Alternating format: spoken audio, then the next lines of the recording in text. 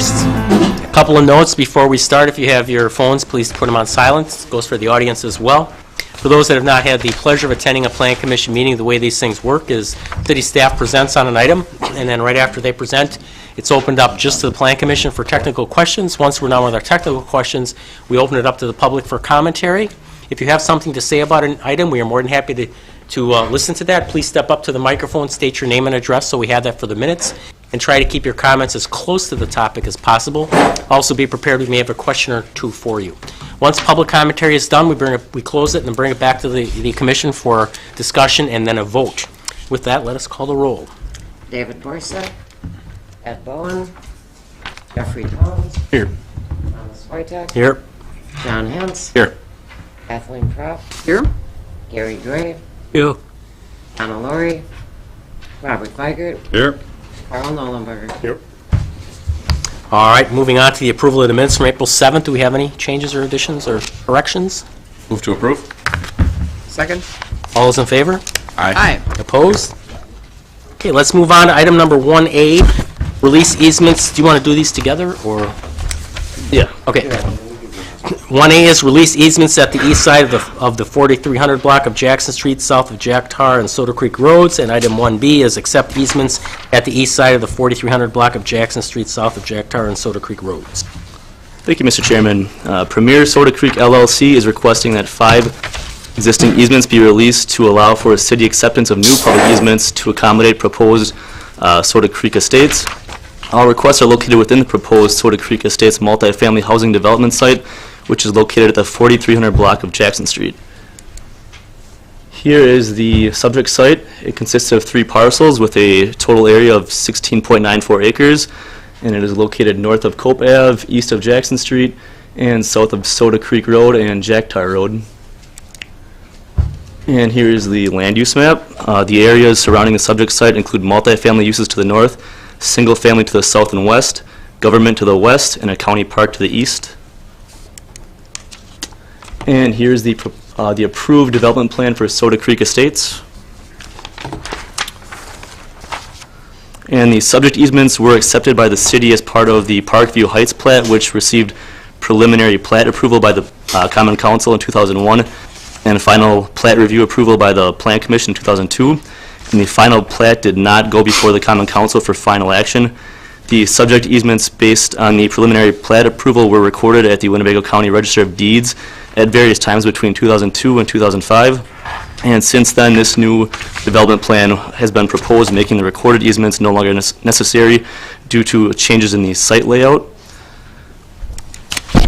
And the request involves the release of 5 existing easements previously granted for varying purposes. And easement number 1 is a 10-foot storm sewer and drainage easement. Easement number 2 is a 25-foot storm sewer and drainage easement. Easement number 3 is a 10-foot storm sewer and drainage easement. Easement number 4 is a stormwater detention easement. And easement number 5 is an 8-foot wide public access pedestrian easement.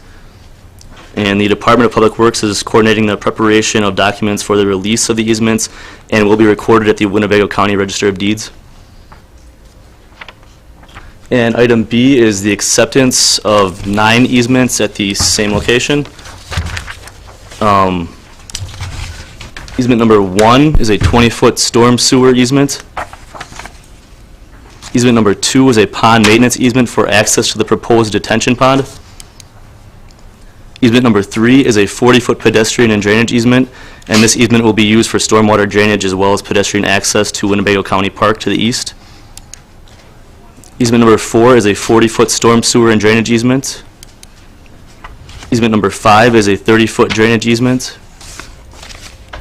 Easement number 6 is a 15-foot drainage easement for stormwater drainage purposes. Easement number 7 is a 12-foot utility easement for public and private utility purposes. Easement number 8 is a 12-foot sanitary sewer and water main easement for installation of city sanitary sewer and water main. And easement number 9 is a 35-foot drainage easement for stormwater drainage purposes. And the Department of Public Works is coordinating the preparation of documents for the acceptance of the requested easements and will be recorded at the Winnebago County Register of Deeds. And staff recommends approval of the release of the 5 easements as requested. And staff also recommends approval of the acceptance of the 9 proposed easements as requested.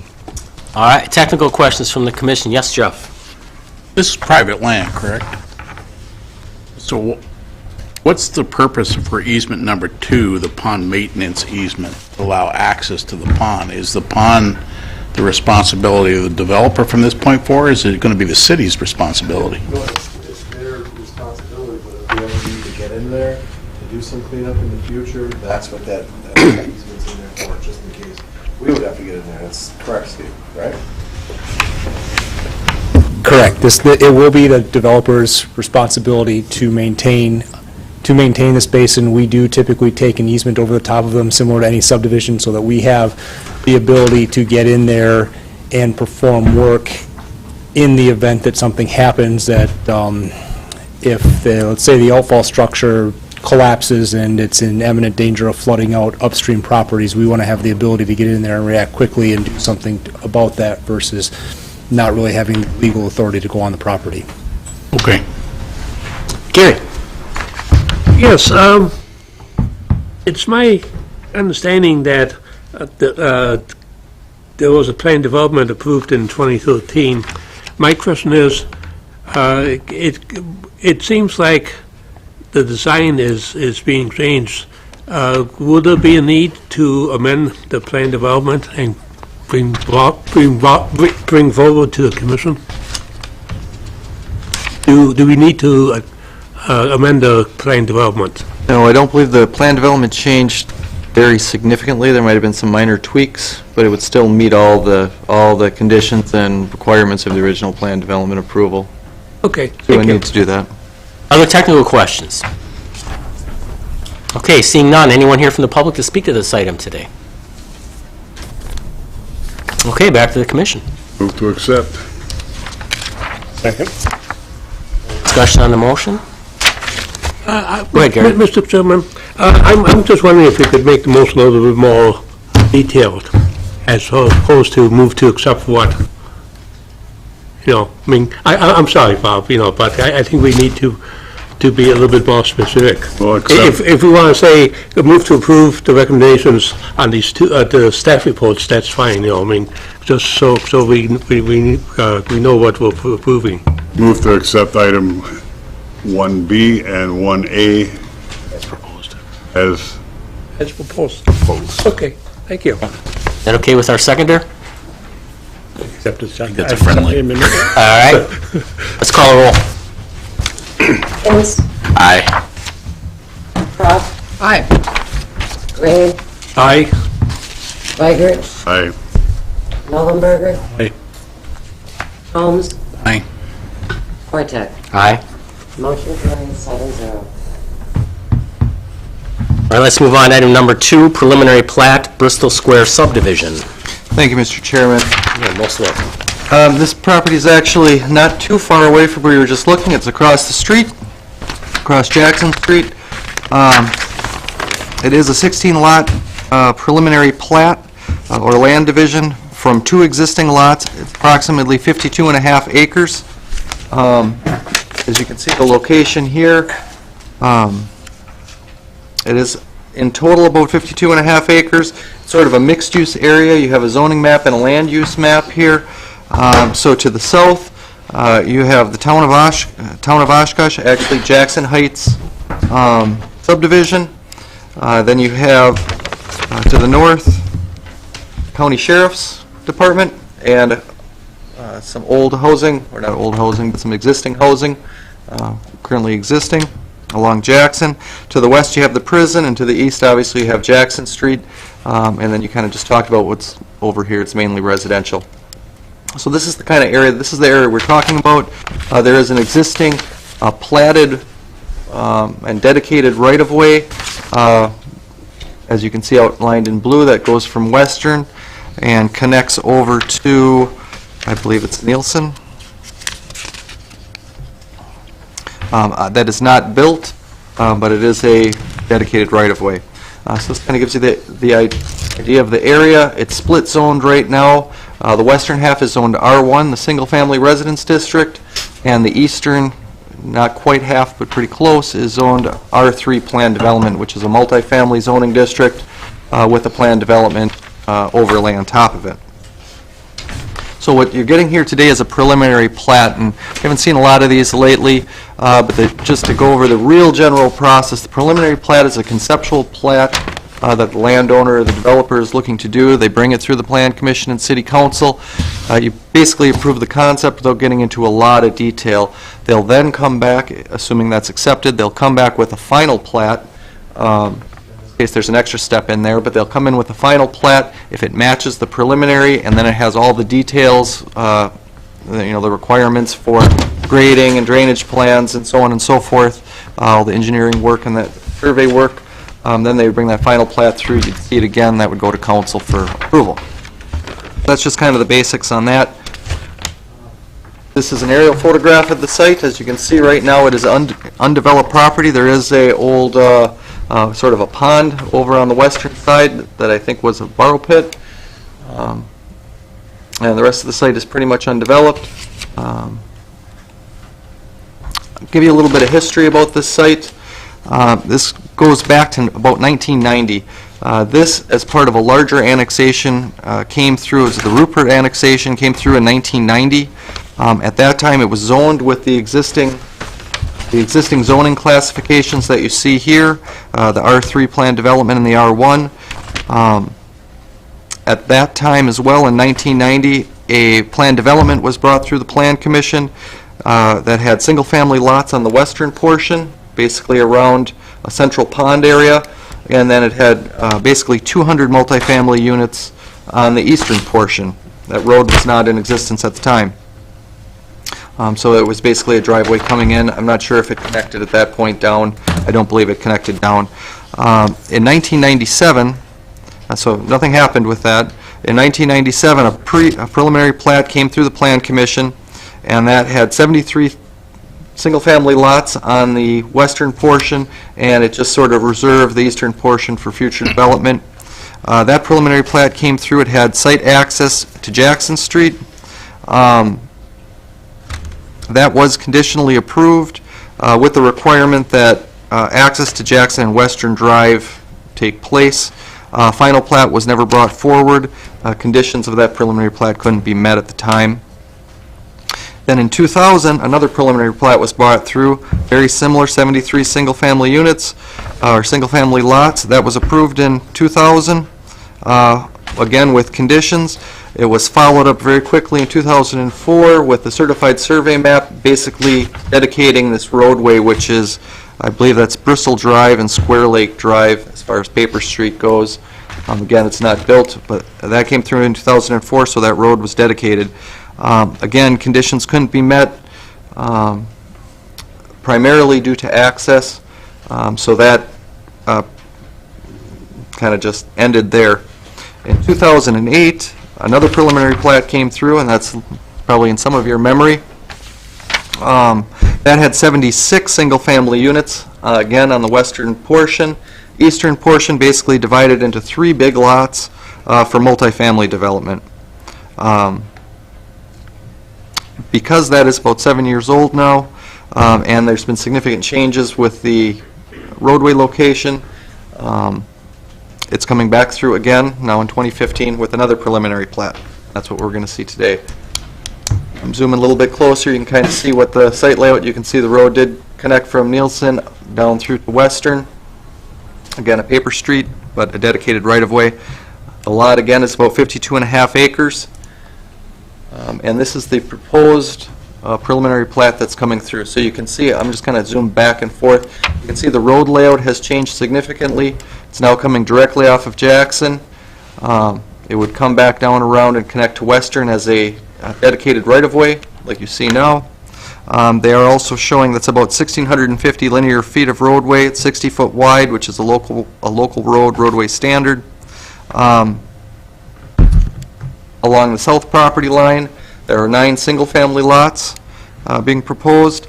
On the north side of the proposed Bristol Drive, there's 4 two-family lots that are larger. You have 1 large multifamily lot that kind of takes up the rest of the property. And then there's also 2 outlots being proposed. This is one outlot. It's primarily wetlands. There's some non-wetland area up here in the corner, but this is proposed as Outlot 1 is an undevelopable lot. And then there's another lot here that's being proposed for public park purposes. So that's basically what's being proposed as far as the preliminary plat. All lots meet our subdivision regulations or standards as far as size and dimensions. One of the things that we're going to have to be cognizant of, however, is that the property is split zone right now. So before a final plat's going to be able to come through, there's going to need to be a zone change. Also, because it's a planned development, I'll go back so you can see the zoning. Also, because there's a planned development on a large section of it, that planned development's going to have to come through and get approval before a final plat can be recorded to divide off the property. So keep that in mind. This is the first step. I do have a image that was submitted as a very preliminary. Well, here's a close-up of the of the single-family lots, the two-family lots, the open space outlot, and the park property. Proposed detention pond showing here. You can see existing sanitary sewer running through the site. And this, just for a conceptual plan, still has to go through, obviously, we have to review it internally, but this is the potential proposed multifamily development, a little bit smaller than what was originally approved at 200. I believe this is about 128 units. But this is really just for conceptual to kind of give you an idea that this R3 area would go for multifamily. So I'm going to go back to the plat here. Roadway dedication, as I had mentioned, it's about 650 linear feet of roadway. One thing we're going to have to do is, before final platting, that existing dedicated roadway is going to have to be vacated. So they're going to have to bring that vacation through probably at the same time as the planned development and the rezone. But that would have to come through at the time of final platting. Also, as you notice, the road does come in off of Jackson. There was an agreement that was worked out between the town and the developers, and the city was involved with it as well, that the connection at this location, probably if I go to the aerial it'll be a little easier to see, connection of Norton that goes to Jackson Street would be closed, and a dedicated Jackson Street entrance would come in off of this property, so you didn't have this property filtering down into the Jackson Heights. So that's what you're going to see with this. Comes straight out, no longer comes down. But another thing I'd like to point out is that it does cut around and connects to Western Avenue, which is currently undeveloped in the town. This is town property. As it is unlikely, and it's also part of the agreement, unlikely that Western is going to be developed anytime in the near future, at least until there's annexation of the property into the city, or the town decides to build the road. There's an agreement. I'm not sure what the conditions were for the town to build the road there, but a temporary cul-de-sac is going to be needed at the end of this Bristol Drive. Basically, the road's going to have to be built with the platting and a temporary cul-de-sac so we have access to this public park. So you'll see kind of on that preliminary conceptual plan, they showed a potential cul-de-sac at this location that would have to be located down in this area. So most likely will show up when you see your plan development come through. Park dedication, as I had mentioned, based on that preliminary plan development and our parkland dedication requirements of the subdivision code, they would have to provide approximately 3 acres of usable park space to be dedicated with this intensity of a development.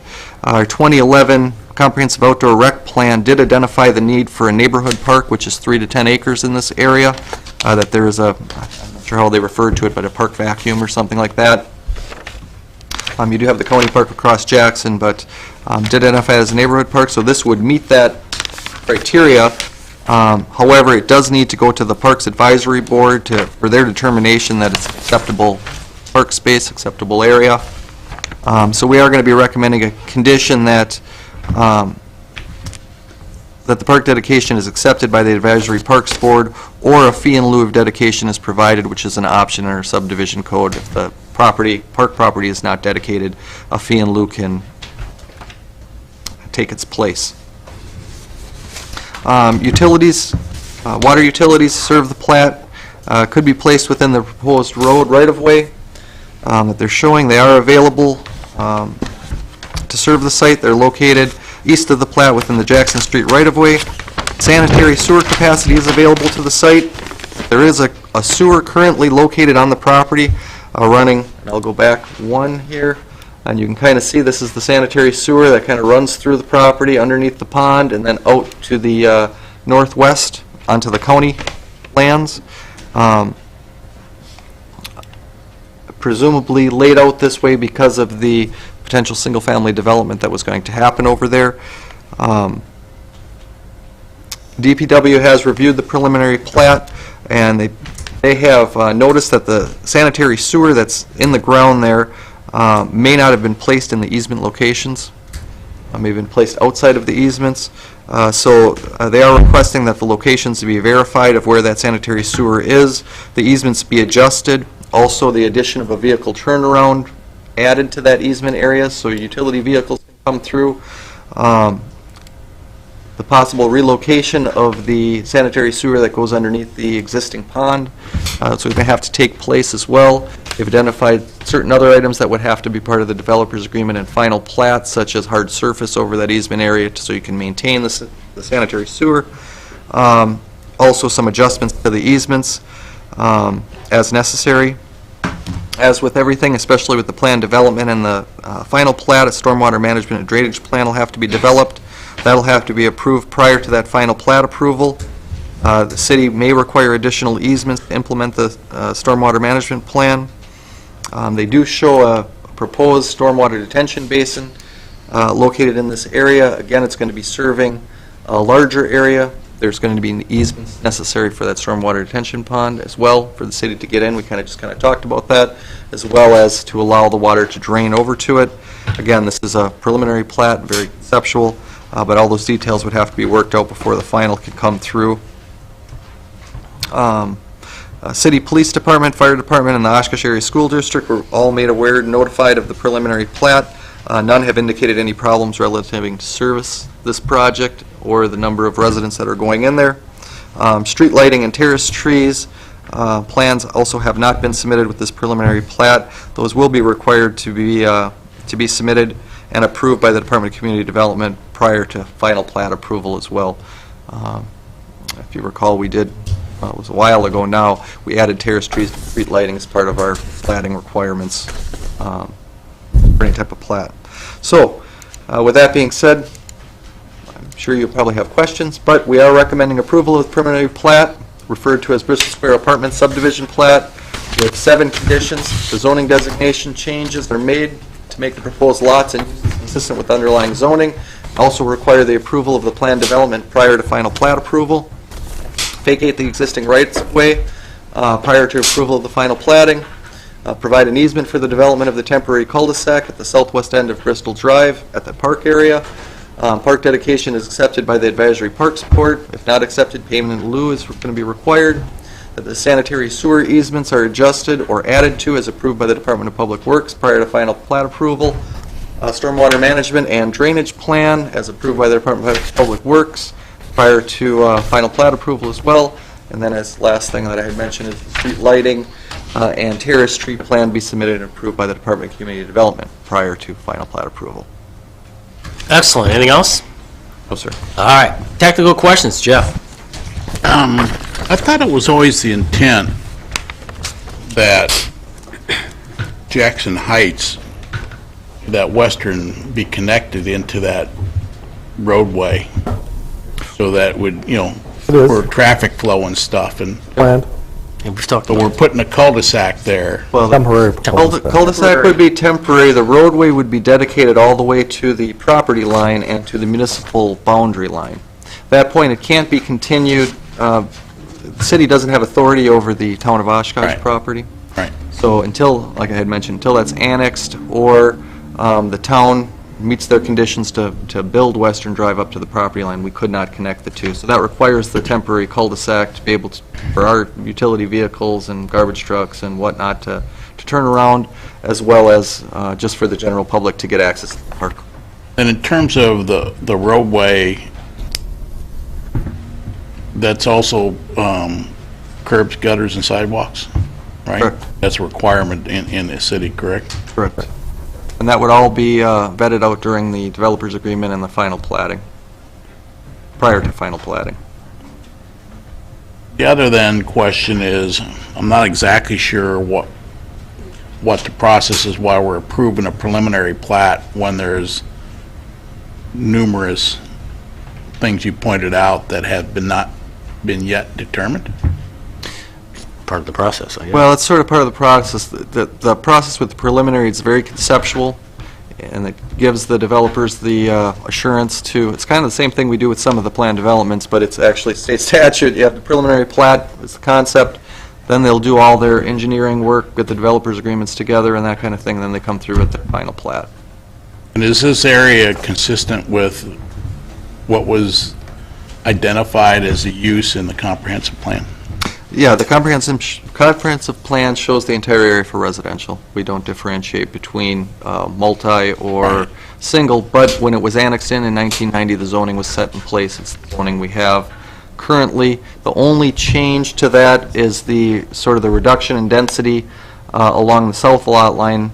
You're going to have a bunch of open space and then a bunch of singles and some twos. The original plans would have showed multis down there. That was part of the, I think, negotiations and agreements with the So are you town. looking to have then one zoning over this whole area? Right now, it's got the two, and it's, there's only a piece that's planned development. The other part is not a planned development. Right. So when you bring back to planned development, is that, then you're going to address the entire zoning at one time, or, and is our new zoning then allow this mixed use between single-family and multifamily? Is the new stuff that we're going to be looking at, the new zoning, going to allow for that? Well, this is going to be, we've been talking about doing the R3 plan development over the whole site. Okay. So the new zoning still has a plan development. Because of planned development, then you can allow single-family. Correct, you can allow the mixes. Okay. And you also got to remember that, you know, when this thing was originally laid out back in the late 90s, early 2000s, this whole section was going to be going to be the Bristol Square subdivision. So everything, the way this thing is set up, including the sewer line that going around, that was going to follow an old road that was going to go around and loop around this way, and you're going to have a bunch of singles around that. And the front half, as David explained, was going to be all multiple family. Including this area down here, which is now changed. So what we wanted, and that zoning line followed that original development. Now that things have changed, this is all one lot line, it's split zone, we just got to clean up that zoning. We'll move that R3 PD over to here. They're probably not going to do anything given the amount of wetlands, given the water issues that they have over here. This probably won't get developed, but we're going to make sure we get a nice clean zoning line over on it. Okay. Gary? Yes, I think there was answer to one of my questions without me asking it, but I will ask anyhow, just for maybe a quick response if necessary. It looks like there's no residential development on the west side of this property. Is that correct? And is there sometime in the future perhaps plans to develop this into residential? It's the jail, isn't it, or the prison, isn't it? To the west of this property or the west side of this property? West side of the, what? The west side of the property, you could potentially develop that. Right now, there's a lot of wetlands in that area. It's probably not developable, but, you know, things change as far as state statutes and what you can do with wetlands. Putting the planned development over the top of all of it, any development there would come back through Okay. for review. And The second question I have is, it seems to me like the city needs some easements to the proposed stormwater pond and to the existing pond, and I don't see any easements on the preliminary plat. nope, those would all appear on a final. Okay, thank you. Any other technical questions? Kathy? Yeah, this subdivision has been struggling for 20 years. And I think you hinted at the fact that there's finally been some discussions with the town of Oshkosh and the city to resolve issues so that this developer can move forward? We entered into that tri-party agreement between the city, the town, and the developer on this. And that came back years ago. 2009? 2009. Think so. And really what that did, Kathy, and I know we brought it before plan commissions, what it did is it changed the land use in this area, either being a park or single family, and it allowed us to get this, hopefully this future connection to Western, but what it said as part of the agreement is we can't bring that road in until we get 90% of this area into the city or the town agrees to it. The big sticking factor on this was getting that road connection down into Jackson Heights, and what that agreement did was it eliminated that road connection down into Jackson Heights in order for them to get this Jackson Street access. So we're done with that. So we're done with that. It's all been done. It's a signed document Excellent. between city, town, and the developer. Okay, so this can theoretically move forward. Correct. Correct. Thank you. Other technical questions, friends? See, going once, twice. All right, technical commentary is closed. Anybody here from the public to speak to this item, please step up to the microphone and state your name and address. We'd love to hear what you have to say.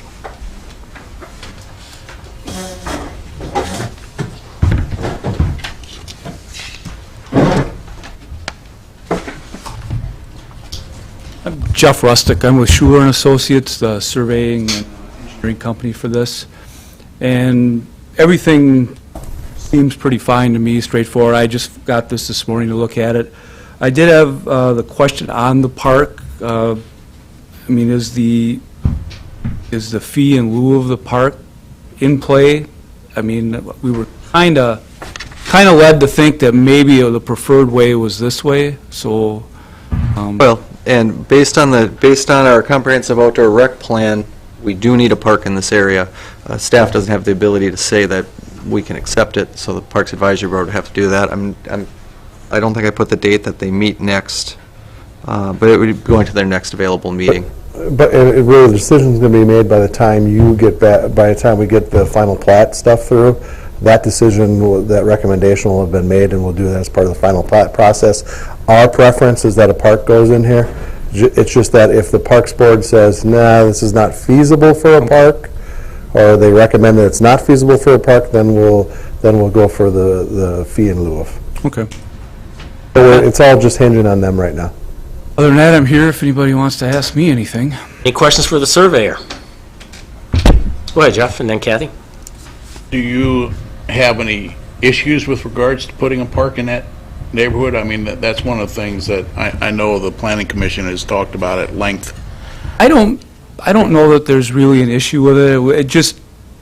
It seemed, reading the report, it seemed more open than I was led to believe that it was, but if it's not really that open, we'll just keep proceeding the way we are. Actually, it seems a little bit more open to me than what I would have thought. We had that conversation. We could do a fee in lieu of a park, and I thought our intent was to do a park. No, see, it's clear that what David was trying to get at there was, number one, and when we were reading it, it looked like it was optional. It's kind of optional if we don't go with option number one. If the city decides option number one, which is dedication of the park, doesn't work, then we'll move to option number two, is what you'll pay us for a payment in lieu of. So. Kathy. Yeah, I was driving out there today and noticed how wet, is it Norton, seems. And of course, under our subdivision regs, you can't be draining in the direction of that existing row of homes. Yeah, there. Correct. So that'll be taken into account, right? Yeah, everything will, some water will drain to that wetland joining there, but ultimately the water is going to end up in that pond, the man-made pond, and then into the other man-made pond, so. Okay. Any other questions for the surveyor? All right, thank you, sir. Anyone else here to speak to this item? Once? Twice? Okay, public commentary is closed. Back to the commission. Motion to accept item number 2, the preliminary plat, with the recommendation and conditions that are to be met. Second. Moved and seconded. Any discussion on the motion? Seeing none, call the roll, please. Hims, Aye. Crop, Aye? Wave, Aye. Weigert, Aye. Nolenberger, Aye. Holmes, Aye. Wojtek. Aye.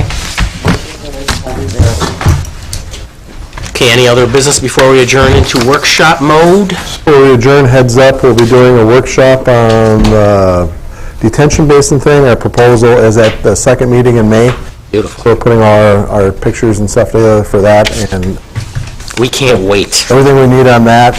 And David is finishing up some of the zoning stuff. We're trying to get the zoning stuff in play as much as possible, but, you know, we keep having drafts going back and forth between us and Vandewell before we get to the point of approving it and bringing it to you, so. What's a detention basin thing? The detention basin workshop that you guys have been clamoring for. You have been clamoring for. I'm just wondering what the Meaning you. detention thing was. It's a good one for all of us. Motion to adjourn. All right. All those in favor? Aye. All those opposed? Okay, we're adjourned, and 2 minutes in.